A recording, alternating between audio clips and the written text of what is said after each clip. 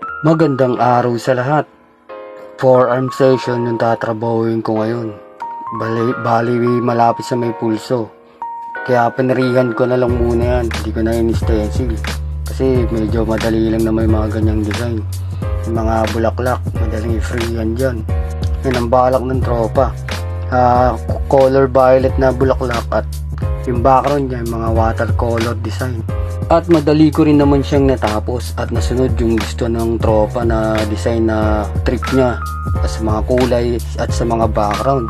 At hindi pa pala dun natatapos. Yun, nag-request pa ng isang minimalist na tattoo, yung number 15. Pero yung design niya puro color red lang, wala siyang mga line na itim. Kaya sinimulan ko na ulit yung sakitan sa pangalawang tattoo na session ng tropa. Pero maliit lang yan at okay na. Tapos ko rin yung number 50 na tattoo ng tropa. Congratulations sa bago mong tattoo. At sa mga nagbabalak at gusto magpa-tattoo dyan, mag-message lang po kayo. Maraming salamat sa tiwala at suporta. Magpa-tattoo ka na.